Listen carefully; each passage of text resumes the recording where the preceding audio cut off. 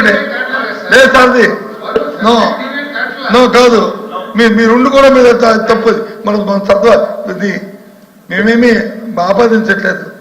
ముందు మనం అనుకున్న సాంప్రదాయం ప్రకారం ఇంకా అయినప్పుడు కూడా హాఫ్ అన్ అవర్ అయింది. సమాధానం గంటసేపు చెప్పుకోండి పర్వాలేదు, కానీ ఇది కాదు ఏంటి ఈ దాంతోపాటు కొన్ని స్టేట్మెంట్ కన్ఫర్మ్ అవ్వలే కదా, ఆ స్టేట్మెంట్ కన్ఫర్మ్ అవ్వకుండా దాన్ని ప్లీజ్ ప్లీజ్ మంత్రి గారు ప్లీజ్ నేను మాట్లాడిన తర్వాత మీరు మాట్లాడండి ప్లీజ్. డివైడ్ అవుతూ ఏంటి డివైడ్ అవ్వకూడదు ఏంటి ఈ స్టేట్మెంట్ తమరు ఇచ్చిన స్టేట్మెంట్ ఇది తమరు ఇచ్చిన స్టేట్మెంట్ మన ఉంది. దీనికి అనుగుణంగా క్షుణ్ణంగా ప్లీజ్ ప్లీజ్ 2 hours మంత్రి గారు ఇష్టం టైం తీసుకోండి, మాకు అభ్యంతరం లే. కానీ సభ్యులు ఏం చెప్తారో ఈ సభ్యులు ఏం చెప్తారో విని దానికి సమాధానం చెప్పాలి కదా. నేను కాదండి అధ్యక్ష, నాకు కాదు, అది కాదు. మీరు వచ్చి వ్యక్తిగతమైన ఆరోపణలు కదండి కదండి ఏంటి సబ్జెక్ట్ చెప్పాను అది చెప్తారు మంత్రి గారు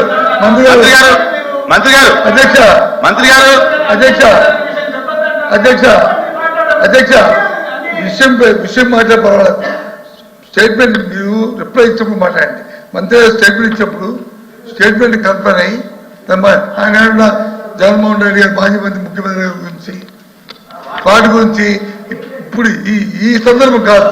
మీరు సమాధానం చెప్పినప్పుడు కంపేర్ చేస్తున్నప్పుడు ఈ స్టేట్మెంట్ రాయండి, స్టేట్మెంట్ రాయండి, ఆ పేరు రాయండి, రాయండి ఆ స్టేట్మెంట్ రాయండి. ఏ రాజకీయ నేపథ్యం అండి? ఏ రాజకీయ నేపథ్యం? చంద్రబాబు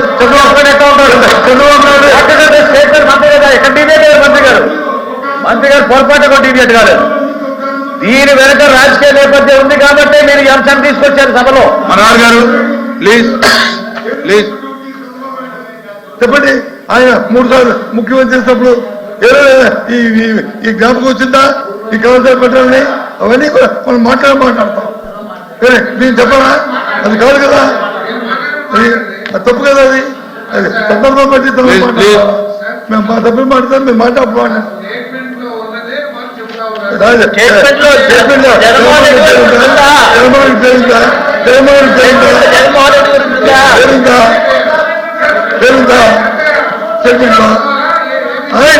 ఆయన ఉడకారు ఆయన మాట్లాడండి. అదే మాకేది ఇష్టం లేదు. మేము ఒత్తిడి చేయడం వల్ల వచ్చింది అధ్యక్ష. మా ఒత్తిడి వల్ల ఇది వచ్చింది. ఈ సబ్జెక్ట్ మా ఒత్తిడి వల్లే ఈ చర్చ జరుగుతుంది. దయచేసి మీరు కంప్లైంట్ చేయండి. మీ తాలూకు స్టేట్మెంట్ వరకు ఉండి కంప్లీట్ చేయండి. తర్వాత మా సభ్యులు మాడతారు, తర్వాత ఆ సభ్యులు మాడతారు. అలా అయిన తర్వాత అప్పుడు సమాధానం మీ ఇష్టం ఏం చెప్పుకున్నా అభ్యంతరం. ఏ రాజకీయ ఉపయోగించడం మాకు అభ్యంతరం. కానీ ఈ స్టేట్మెంట్లో రాజకీయ ఉపయోగం చెప్పడానికి ప్రొడక్ట్ చేస్తాం. మీకు ఒకసారి జరగకూడదు అనేది మీ ద్వారా రిక్వెస్ట్ చేస్తాం. ఓకే, విషయం చెప్పడం జరిగింది అధ్యక్ష. పీపీపీ మోడ్ వల్ల 420 సీట్లు కాస్త 625 సీట్లు అవుతాయి. పీపీపీ మోడ్లో వెళ్ళడం వల్ల విద్యార్థులకి అదనంగా 200 సీట్లు ఇంటేక్ ఉంటే 10 సీట్లు అదనంగా వస్తున్నాయి. విద్యార్థులకి ఏ రకమైన నష్టం లేదు. గత ప్రభుత్వం తీసుకున్న నిర్ణయం ప్రకారమే ఉంటుంది కాబట్టి కొత్తగా వచ్చే నష్టం లేదు. అదేవిధంగా పేదలకి మెరుగైన వైద్యం అందించడం కూడా ఎటువంటి నష్టం లేదు. అదేవిధంగా ఎవరికి దారాదత్తం చేయట్లేదు. యాజమాన్య హక్కులు పూర్తిగా ప్రభుత్వం ఉంటాయి. పర్యవేక్షణ కూడా ప్రభుత్వం వద్దే ఉంటుంది. నిరంతరాయ సేవలు అందించడం కోసం తీసుకొచ్చిన విధానం ఇది. కేంద్ర ప్రభుత్వం కానీ ఇతర రాష్ట్రాల్లో కానీ అవలంబిస్తున్న విధానమే కానీ కొత్తగా ఈ ప్రభుత్వం తీసుకొచ్చిన విధానం కాదు అధ్యక్ష. దీని వెనకల ప్రధాన ఉద్దేశం ఏంటంటే నాణ్యమైన విద్యని పేద విద్యార్థులకు అందించే లక్ష్యం, అదేవిధంగా మెరుగైన వైద్యాన్ని పేదలకి అందించే లక్ష్యంగా ఇది తీసుకురావడం జరిగింది అధ్యక్ష. దానికి సంబంధించిన ప్రతి అనెక్స్ని ఏ రకంగా అనే విషయాన్ని కూడా పూర్తిగా దీంట్లో గౌరవ సభ్యుల అక్కడ 57 లక్షలు ఫీజు అని అంటే నేను మాట్లాడాల్సి వచ్చింది అధ్యక్ష. వాస్తవం చెప్పాల్సి వచ్చింది రన్నింగ్ కామెంటరీ ఇవ్వడం వల్ల. అదే తప్పిస్తే ఏ రకంగా ఏదే కాలేదు. మీరు దీంట్లో పూర్తిగా వివరాలు ఉన్నాయి. దానికి సంబంధించిన వివరాలను కూడా అనెక్స్లో ఇవ్వడం జరిగింది. పూర్తిగా మీరు చూసిన తర్వాత మాట్లాడవచ్చు అధ్యక్ష. ధన్యవాదాలు అధ్యక్ష.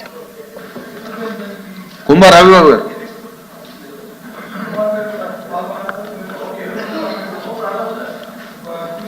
రఘుబాబు గారు 10 minutes. కొంచెం టైం ఇవ్వండి అధ్యక్ష. 10 minutes.